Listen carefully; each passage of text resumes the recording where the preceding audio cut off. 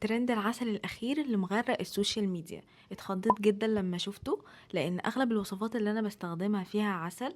فهل فعلا العسل الموجود في السوق مغشوش؟ أنا بسكرول لقيت بيج مشهورة جدا فيها طريقة ان احنا نقدر نكتشف بيها العسل اذا كان مغشوش ولا لا.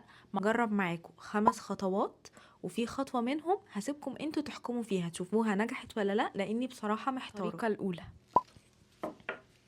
اول حاجه هجيب شويه من العسل، هجيب عود كبريت او عود خل عادي. المفروض ان احنا لو ولعنا النار فيه وولع يبقى طبيعي، لو لا يبقى مغشوش. ابدا اولع كده.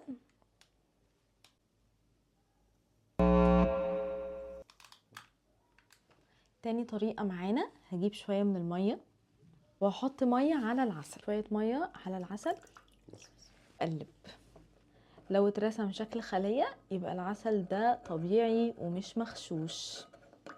اول خطوه اصلا فشلت معانا، نشوف كده الخطوه التانية بقى. تالت خطوه معانا وهي الخيط. المفروض ان احنا نحط معلقه في العسل، ولو الخيط ده اتقطع يبقى العسل طبيعي مش مغشوش. يلا اتقطع يا خط. مش راضي. وي، مش راضي يفصل خالص اطلاقا. كده خطوتين فشلوا، اول 2 وخطوه نجحت. يعني كده ممكن العسل اللي معايا ده يكون عسل طبيعي عادي بس عليه سكر، مضاف عليه سكر يعني.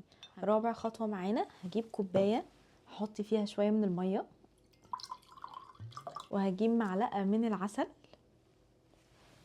احطها في كوبايه الميه واقلبها. لو اترسبت تحت يبقى العسل ده طبيعي، لو دابت يبقى مغشوش. مش عارفه، انا حاسه انها متكتله تحت يعني، حاسه اللي هو بصراحه نص النص. هما ما قالوش في البيج نفضل نقلب لمده قد ايه يعني. استمرار في التقليب العسل داب، وعلى الرغم كمان الميه اللي انا مستخدماها ميه ساقعه، يعني المفروض ياخد وقت طويل، بس اللي لاحظته بصراحه ان هو داب بسرعه جدا، ما خدش اي وقت خالص.